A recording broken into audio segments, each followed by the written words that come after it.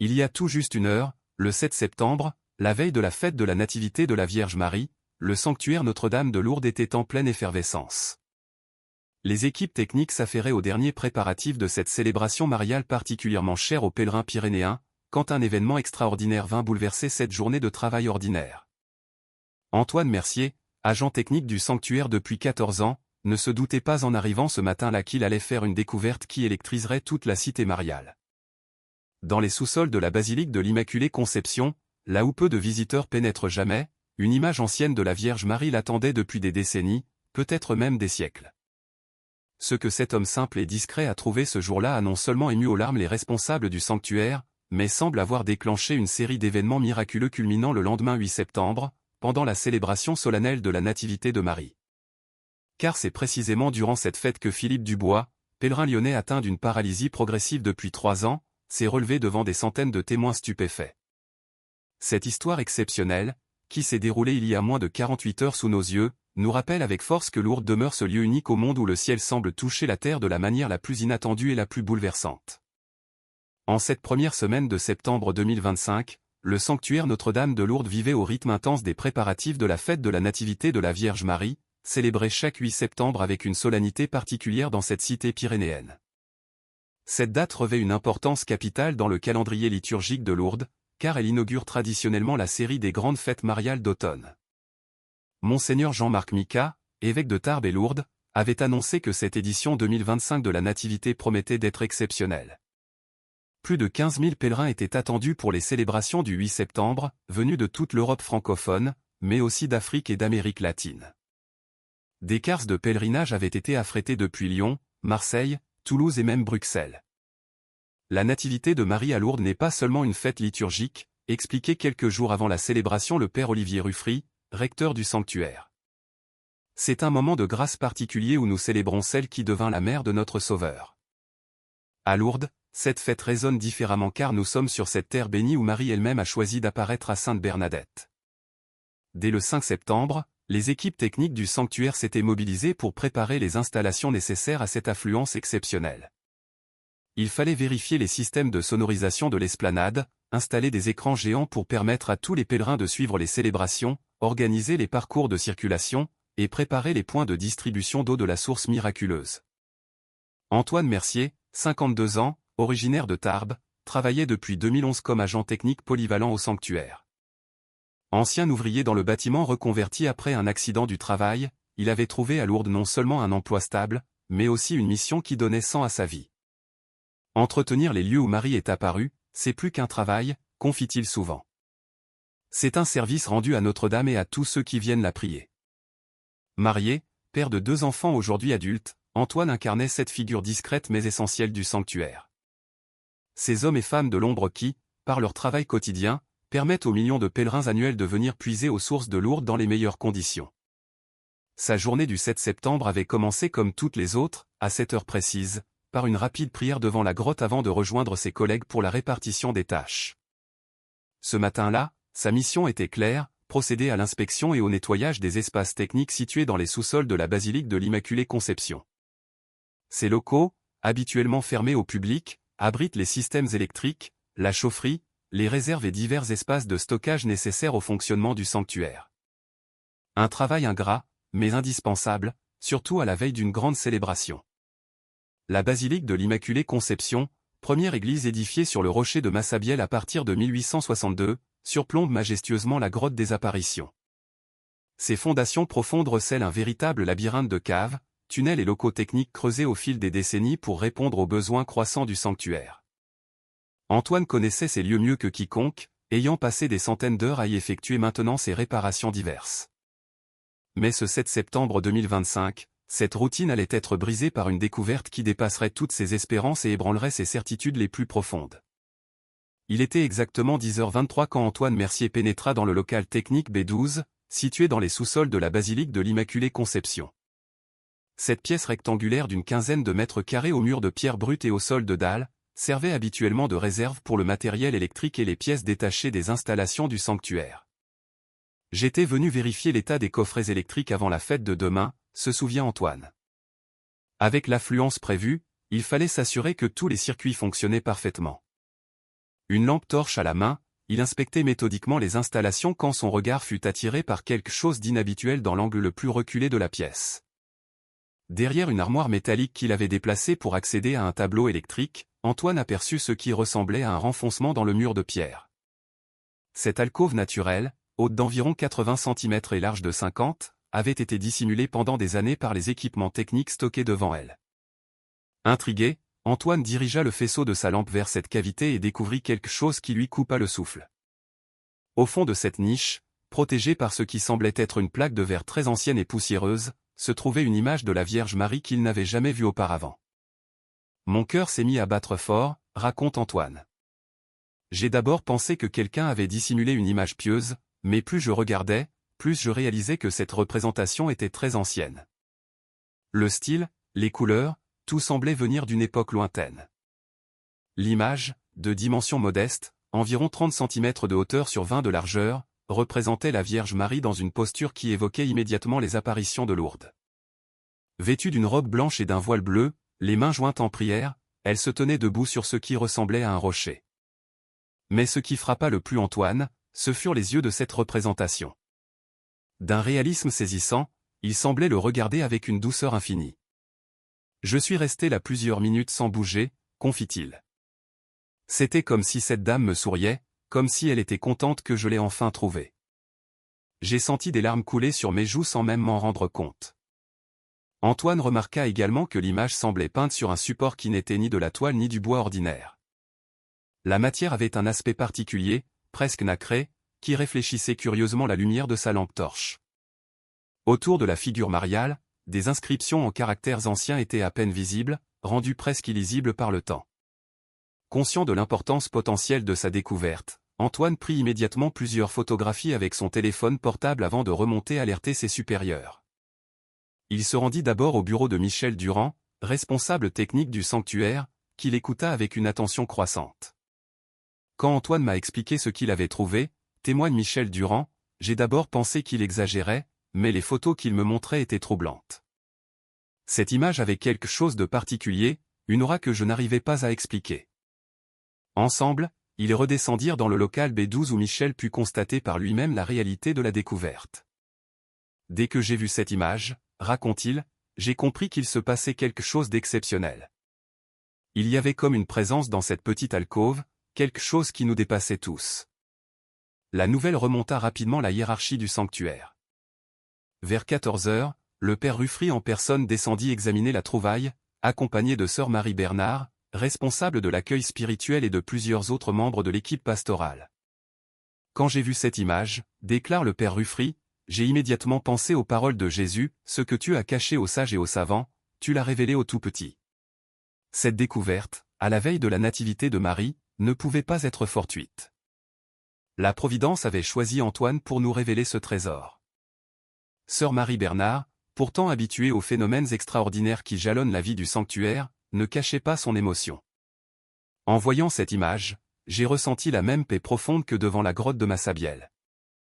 Il y avait quelque chose de surnaturel dans cette découverte, une grâce particulière qui nous était accordée. Les premières mesures furent immédiatement prises pour protéger et étudier cette trouvaille. Un photographe professionnel fut contacté pour documenter l'image in situ avant tout déplacement. Un expert en art religieux de Toulouse fut appelé pour une première évaluation. L'alcôve fut sécurisée et l'accès au local strictement contrôlé. Mais le plus extraordinaire restait à venir, car cette découverte du 7 septembre n'était que le prélude aux événements miraculeux qui allaient se produire le lendemain, jour de la nativité de la Vierge Marie, et transformer cette trouvaille archéologique en authentique signe du ciel. L'arrivée en urgence de Madame Isabelle Fournier, historienne de l'art spécialisée dans l'iconographie mariale à l'Université de Toulouse, permit dès le soir du 7 septembre d'apporter les premiers éléments d'analyse sur cette découverte extraordinaire. Contactée par le père Ruffry vers 16 heures, elle avait immédiatement annulé ses engagements pour se rendre à Lourdes le jour même. Quand le recteur m'a décrit cette image au téléphone, explique Madame Fournier, j'ai tout de suite compris qu'il pouvait s'agir de quelque chose d'exceptionnel. La description correspondait à un type d'iconographie mariale très particulier qui pourrait dater d'avant les apparitions de 1858. Son examen préliminaire, effectué en présence du père Ruffry et d'Antoine Mercier, révéla des détails stupéfiants. L'image semblait avoir été réalisée selon une technique picturale ancienne, probablement de la tempéra sur un support de nacre véritable, ce qui expliquerait cet aspect iridescent particulier observé par Antoine. Plus troublant encore, l'iconographie présentait des similitudes frappantes avec les descriptions que fit sainte Bernadette des apparitions de 1858. La posture de la Vierge, les plis de sa robe, la position de ses mains, tout évoquait la « belle dame » que contempla la jeune voyante dans la grotte de Massabielle.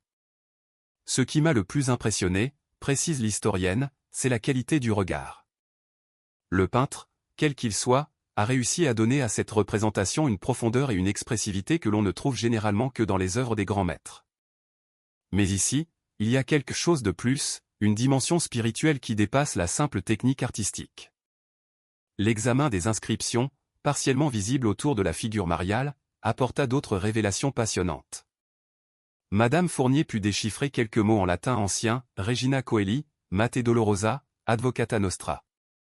Ces appellations mariales, utilisées dans la liturgie traditionnelle, pourraient dater l'œuvre du XVIIe ou XVIIIe siècle. Mais c'est la découverte d'une inscription en gascon ancien dans l'angle inférieur droit qui bouleversa tous les présents. Madame Fournier parvint à traduire « à qui apparaît la dama ». Ici apparaît la dame. Cette formulation en dialecte local pyrénéen, antérieure aux apparitions de 1858, posait des questions vertigineuses.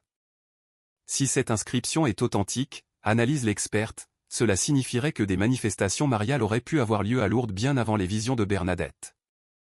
Cette image pourrait être le témoignage d'une tradition mystique locale beaucoup plus ancienne que nous ne l'imaginions. Les recherches dans les archives du sanctuaire, menées en urgence par le père Ruffry et son équipe, apportèrent d'autres éléments troublants. Dans un inventaire de 1862, rédigé lors de la construction de la basilique de l'Immaculée Conception, une mention énigmatique fait référence à une ancienne image de dévotion trouvée dans les rochers et conservée en lieu sûr. Plus fascinant encore, les témoignages recueillis par l'abbé Péramal, curé de Lourdes au moment des apparitions, mentionnent à plusieurs reprises que des bergers de la région affirmaient avoir vu la Dame Blanche dans les parages de Massabielle bien avant 1858.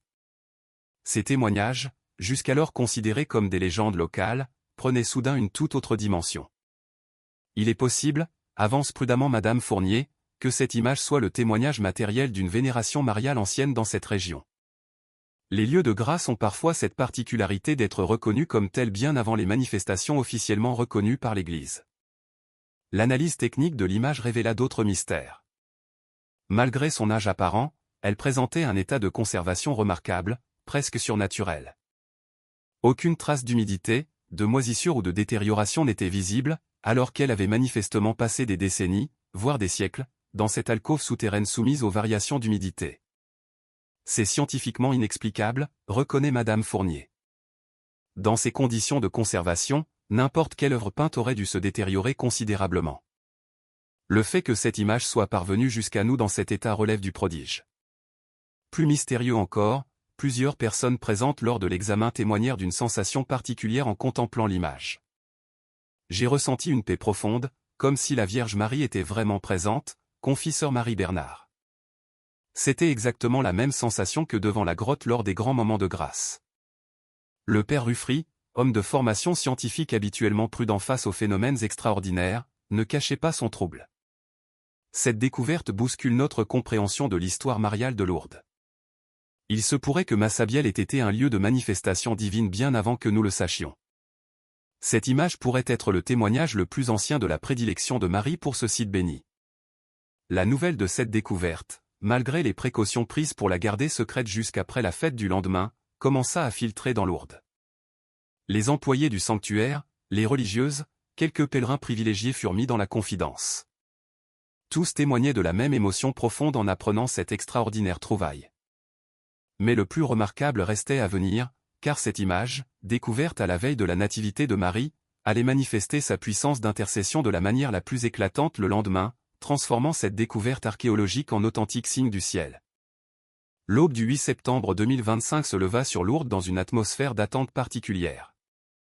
La nouvelle de la découverte de la veille avait discrètement circulé parmi les responsables du sanctuaire, créant un climat d'émotion spirituelle intense à l'approche de la fête de la Nativité de la Vierge Marie.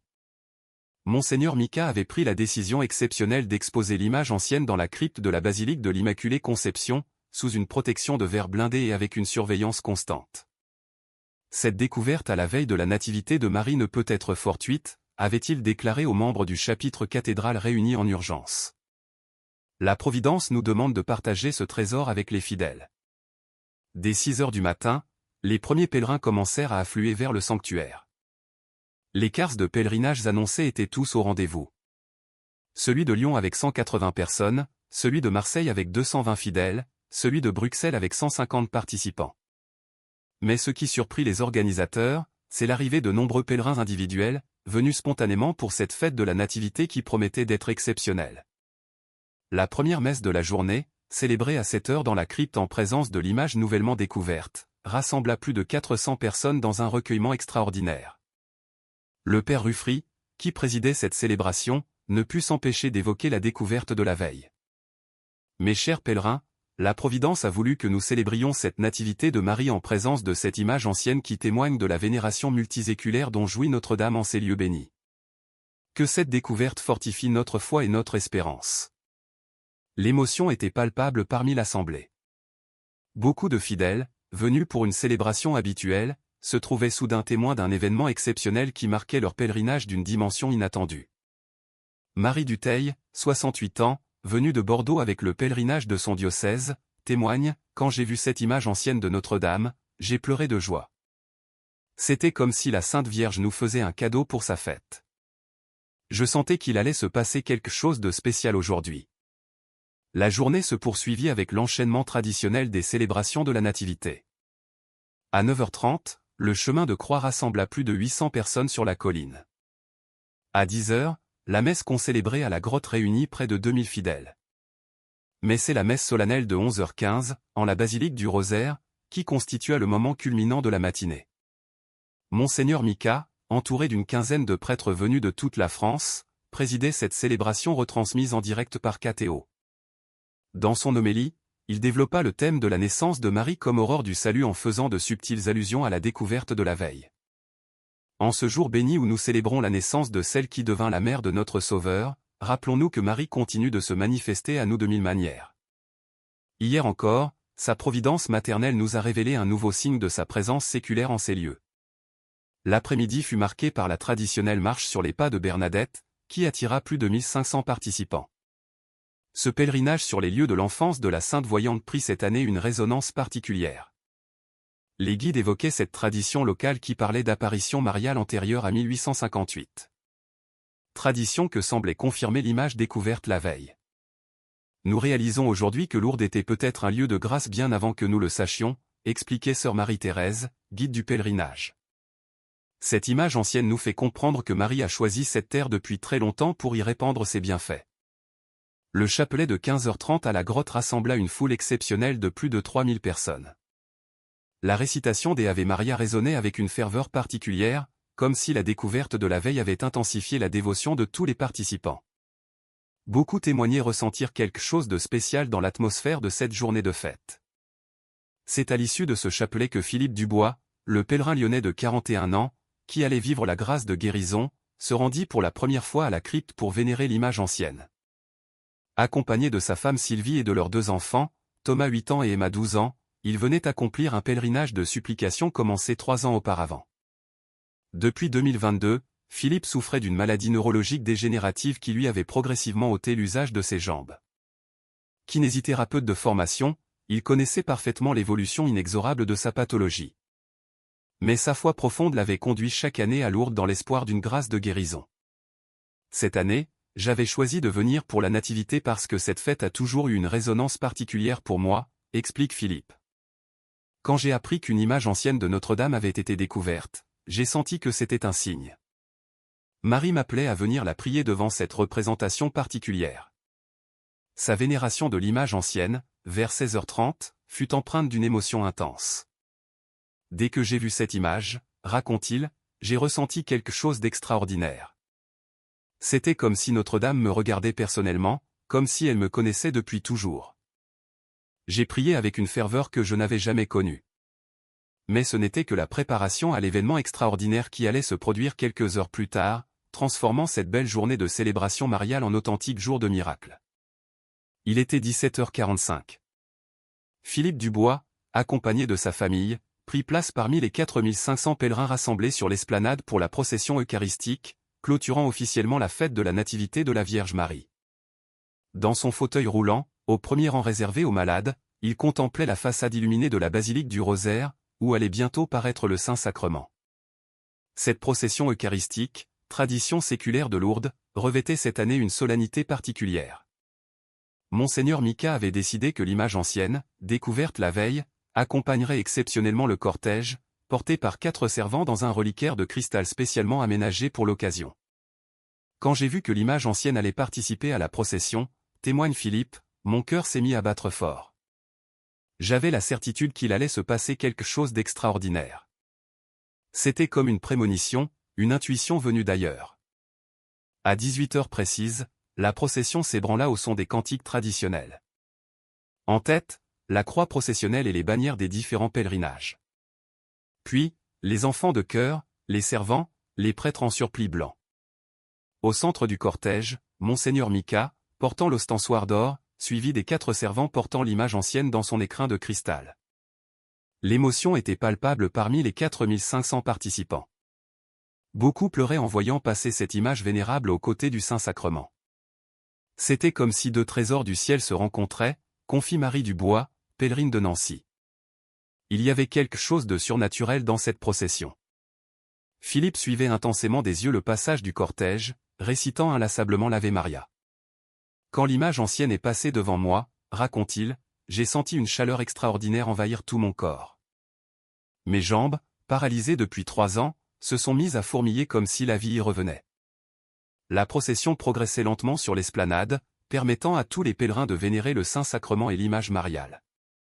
C'est au moment où le cortège atteignit l'emplacement où se trouvait Philippe que l'extraordinaire se produisit. J'ai senti soudain mes jambes bouger, témoigne Philippe avec encore de l'émotion dans la voix. Mes pieds ont commencé à remuer dans les cale-pieds de mon fauteuil, puis mes chevilles ont retrouvé de la mobilité. C'était incroyable après 3 années de paralysie complète. Sylvie, son épouse, fut la première à remarquer ces mouvements inattendus. J'ai d'abord cru à des spasmes nerveux, raconte-t-elle. Mais Philippe me disait, je sens mes jambes. Je sens mes jambes. Alors, j'ai compris qu'il se passait quelque chose d'extraordinaire. Thomas et Emma, leurs enfants, regardaient leur père avec des yeux écarquillés. Papa bougeait ses pieds, témoigne Emma. On n'avait jamais vu ça depuis qu'il était malade. Thomas et moi, on a commencé à pleurer de joie. Autour d'eux, les pèlerins assistaient à cette guérison naissante avec un mélange d'émotion et de recueillement. Docteur Marie Fontaine, médecin du pèlerinage lyonnais, se trouvait à quelques rangs derrière Philippe. J'ai vu ses pieds remuer, puis ses chevilles fléchir.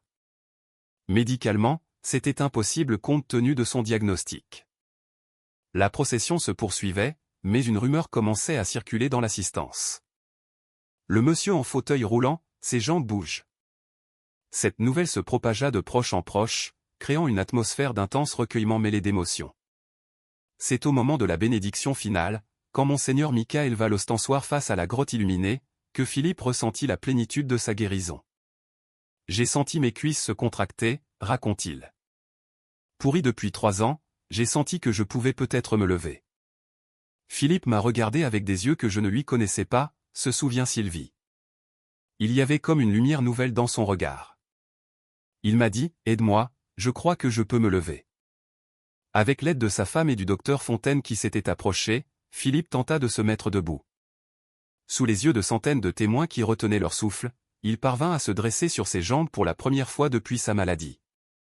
Quand je me suis retrouvé debout, témoigne Philippe, j'ai senti que mes jambes me portaient normalement. C'était comme si les 3 années de maladie n'avaient jamais existé. J'ai fait quelques pas hésitants, puis j'ai pu marcher normalement. L'émotion fut à son paroxysme quand Philippe, soutenu par sa famille, se dirigea à pied vers la grotte pour remercier Notre-Dame. Spontanément, les 4500 pèlerins présents entonnèrent l'Ave Maria de Lourdes, leurs voix unies dans un même élan de reconnaissance et d'émotion. Voir cet homme marcher vers la grotte après avoir été paralysé était d'une beauté indescriptible, témoigne le père Ruffry. Il n'y avait pas un œil sec sur l'esplanade. Nous venions de vivre un miracle de Lourdes dans toute sa splendeur. En ce 9 septembre 2025, au lendemain de ces événements extraordinaires qui ont bouleversé le sanctuaire Notre-Dame de Lourdes, Philippe Dubois marche normalement dans les allées de la cité mariale, accompagnant sa famille pour une dernière visite à la grotte avant le retour vers Lyon. Sa guérison, constatée par plusieurs médecins présents hier soir, défie toutes les explications scientifiques et s'inscrit dans la longue liste des miracles de Lourdes. Je me réveille chaque matin en bougeant mes orteils, confie Philippe avec émotion. Pendant 3 ans, j'avais perdu cette sensation si simple, si naturelle. Aujourd'hui, chaque pas que je fais est un cadeau de Notre-Dame. Je marche pour tous ceux qui ne le peuvent pas. Docteur Marie Fontaine, qui suit Philippe depuis hier soir, ne cache pas son émerveillement scientifique. En 40 ans de médecine, je n'avais jamais observé une récupération neurologique si complète et si soudaine. Ses réflexes sont parfaitement rétablis.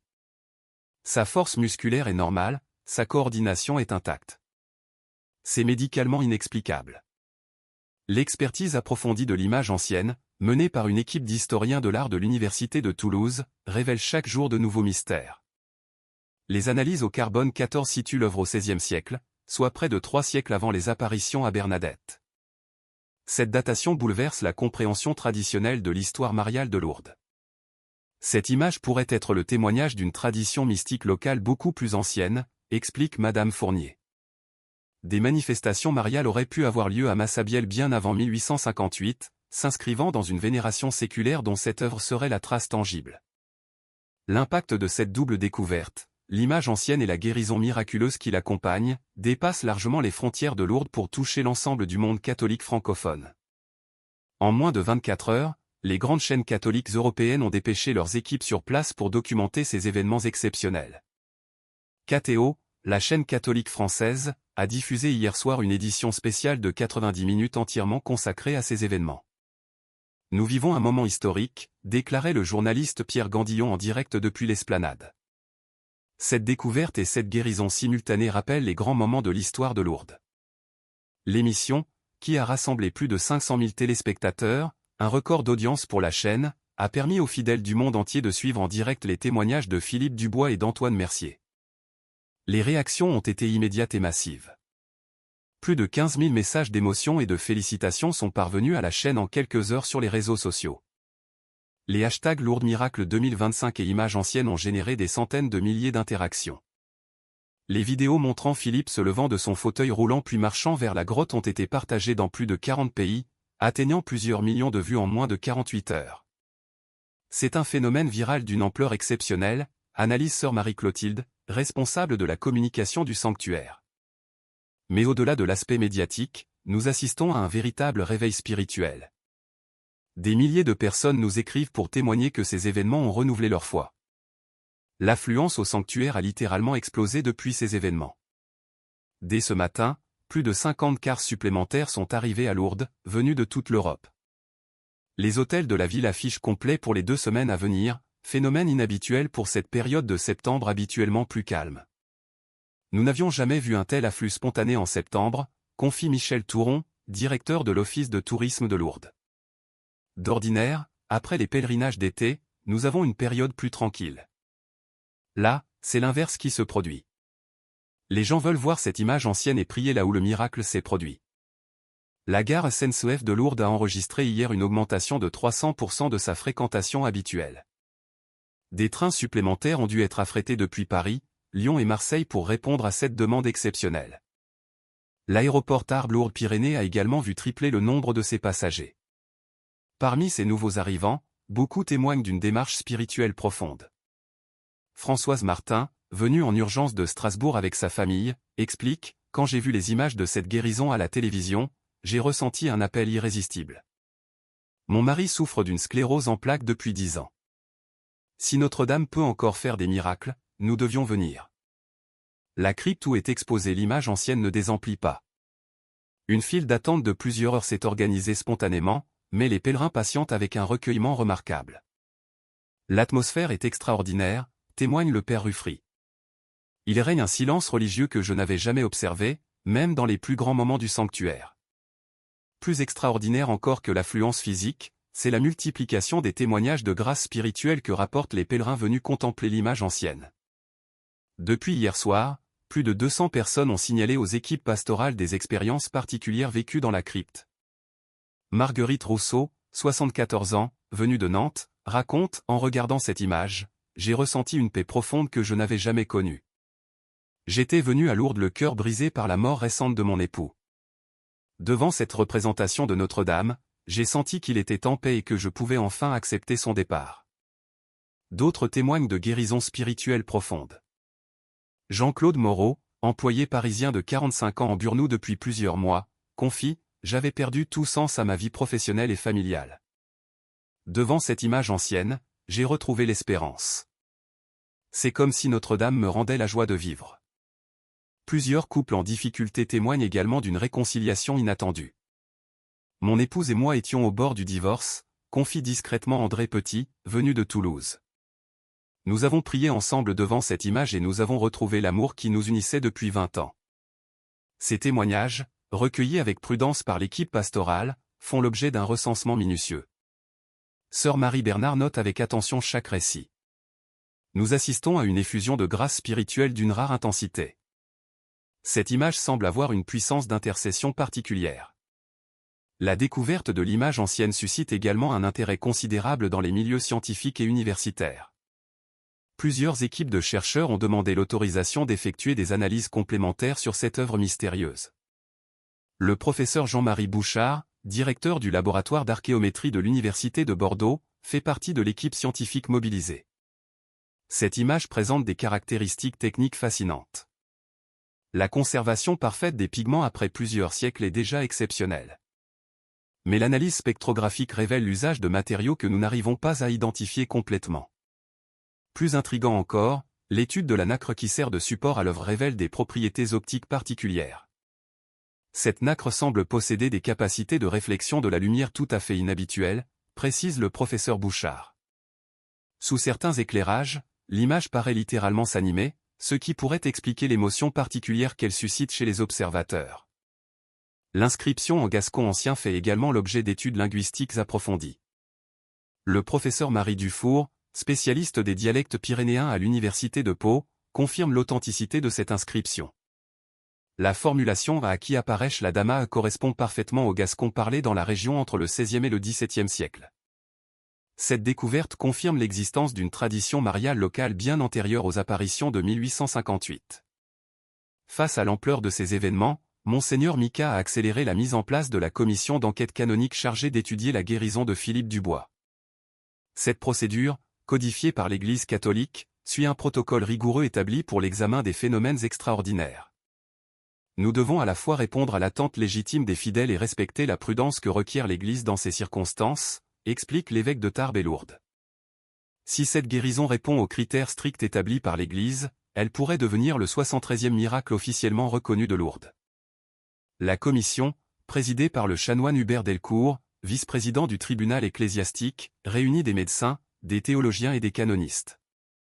Elle aura pour mission d'examiner sous tous ses aspects la guérison de Philippe Dubois, depuis l'établissement précis de son diagnostic initial jusqu'à l'analyse de sa guérison actuelle. Dr Alain Bertrand, neurologue au CHU de Toulouse et membre de la commission médicale, a déjà commencé l'examen du dossier. Nous disposons d'un dossier médical complet documentant l'évolution de la maladie de M. Dubois depuis 3 ans. Les IRM successives montrent clairement la dégénérescence neurologique progressive qui affectait sa mobilité. Sa récupération complète et instantanée défie toute explication médicale connue.